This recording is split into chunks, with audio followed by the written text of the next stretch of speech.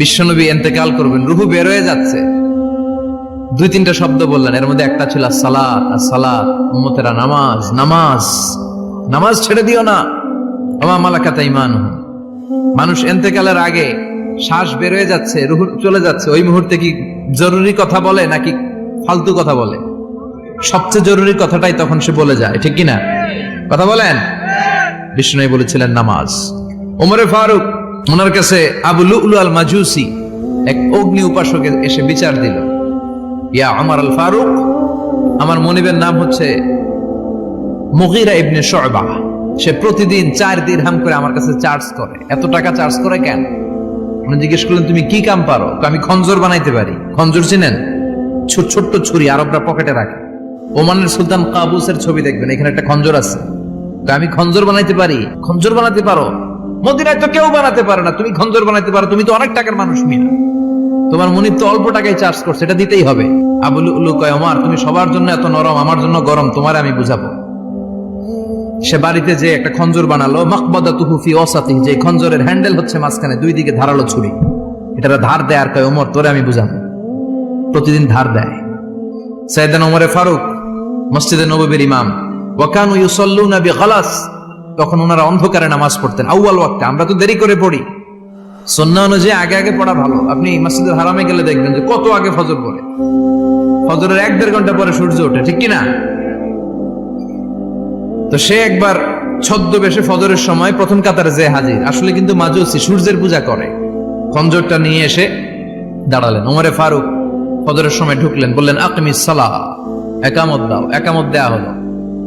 ওমরে ফারুক আল্লাহু আকবার বলে অন্ধকারে ফজরের সালাত শুরু করলেন।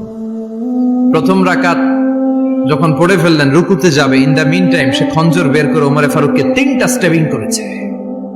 একটা নাভিতে মারার সাথে সাথে নাভিটা কেটে গেল, আর একটা এই পাশে পাজরে, আর একটা পেটের মাঝখানে, পেটও কেটে গেল। ওমরে ফারুক বললেন, কাতালানি আল কালব, এক কুকুর আমারে মেরে ফেলেছে।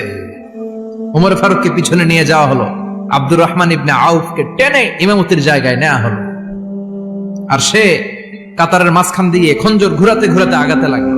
ওর খঞ্জরের আঘাতে 7 থেকে 8 জন সাহাবী স্পট ডেথ, জায়গায় শেষ।